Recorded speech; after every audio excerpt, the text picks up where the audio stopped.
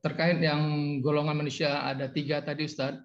Untuk yang kelompok kedua ini adalah kelompok abu-abu. Kadang-kadang sunnah, kadang-kadang bid'ah.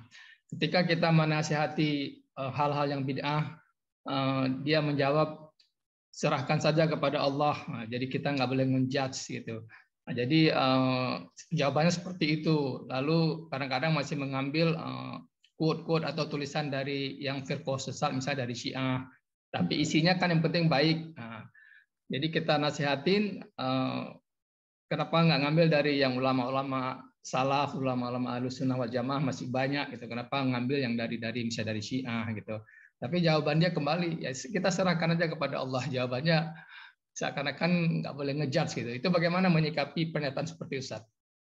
Jemaah sekalian, sesuai dengan hadis di Arba'in, hadis nomor 3 kalau tidak salah, itu Nabi pernah bersabda, al-halal bayin wal haram bayin. Yang halal itu jelas, yang haram itu jelas. Jadi agama itu nampak ketegasan, kejelasan. Yang hak dan yang batil. Wala talbisul haqqa bil batil. Wa taqtumul haqqa wa antum ta'lamun. Jangan kamu mencampurkan yang hak dengan yang batil. Artinya dalam agama itu terpisah. Sudah jelas. Ada furqan. Yang hak dan yang batil. Nah, jadi nggak boleh ragu. Ya, misalnya kasus riba, halal haram. Ya haram. Dan seterusnya. Dengan cabang-cabangnya. Kita nggak boleh ngejudge. Ini perkataan yang batil. Bahkan bisa kufur kalau dalam masalah akidah. Kalau memang sudah ini kufur, ya kufur. Misalnya datang ke dukun, hukumnya gimana? Syirik. Kita nggak boleh ngejudge gitu. Nah, kalau dalam masalah akidah kalimat ini diucapkan, ini bisa kufur, kalimat berbahaya. Ya, menjudge itu boleh ketika memang sudah jelas. Kecuali ranah-ranah yang sifatnya istihadiyah. Ya, istihadiyah. Ya, pada zaman sekarang ini banyak sekali ranah-ranah istihadiyah. Misalnya jual beli, drop shopping umpamanya, ya, jual beli online gitu. Misalnya jual beli emas yang sekarang lagi online, boleh tidak? Ini perkara-perkara istihad, ya. Walaupun perkara istihad sekalipun, tetap kita boleh menjas kalau memang dalil-dalilnya sudah jelas, gitu. Bagaimana hukum DP, ya, DP barang itu dibahas dalam kitab-kitab. Ada juga di beberapa hadis Nabi SAW. Nah, jamaah sekalian, logika yang mengatakan nggak boleh kita menjas, ini logika yang berbahaya. Karena prinsipnya agama itu didasari dengan jelas, yakin. Makanya dalam bahasa fikih, al-yakin la yuzalu bisak. Yakin itu nggak bisa dikalahkan dengan keraguan-raguan. Harus yakin. Makanya hadis lemah, hadis palsu nggak boleh dipakai dalam Islam. Kenapa? Karena nggak yakin.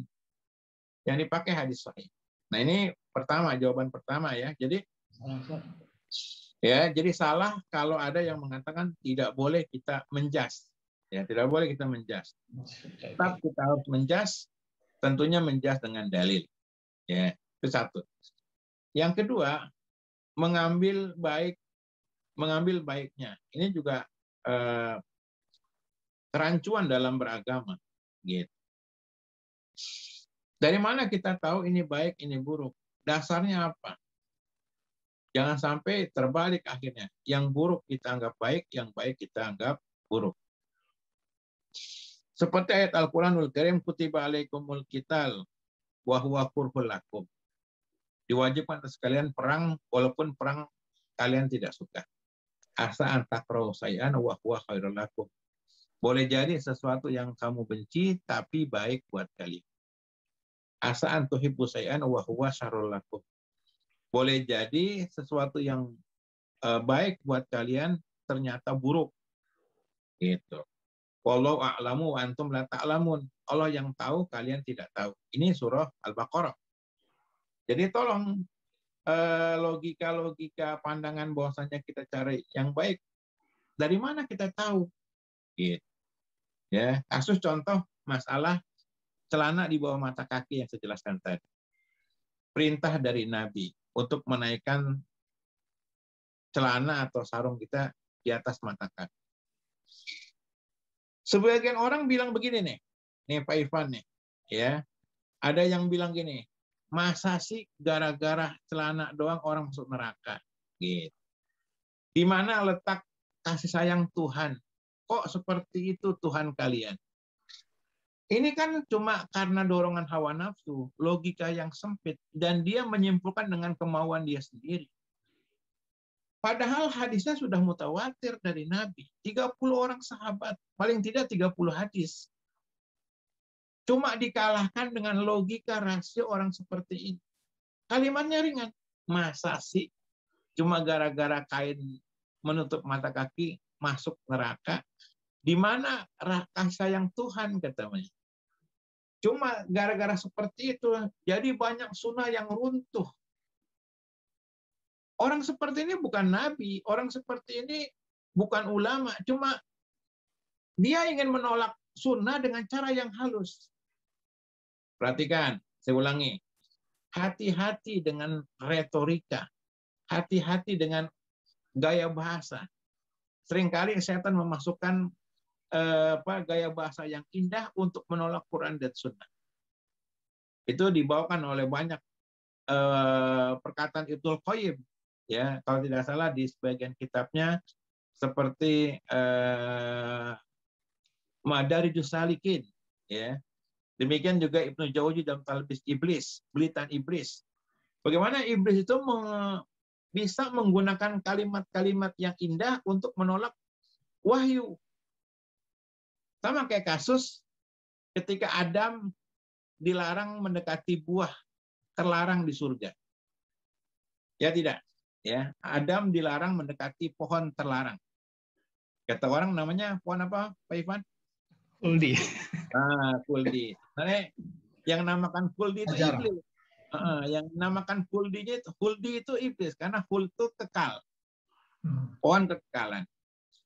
Ketika Adam dilarang oleh Allah untuk jangan mendekati pohon terlarang, iblis memberikan logika. Kata iblis apa? Kepada Adam, kamu dilarang makan buah kuldi, khawatir kalau kamu makan, kamu jadi malaikat. Kamu nanti nggak mati-mati. Iblis tergoda dengan logikanya. Adam tergoda dengan logikanya iblis. Sehingga wahyu perintah Allah jangan dekati pohon terlarang itu dikalahkan dengan logika iblis tadi. Kalau zaman sekarang, Pak Ipan, cuma makan buah, masa sih? Ternyata kan diusir kan. Cuma apa? Gara-gara makan buah. Pak Ipan, ya, coba. Kok Tuhan tega mengusir Adam cuma gara-gara makan buah? Kan ini hal yang remeh. Tolong jamaah sekalian, ini bahaya kita meremehkan sunnah.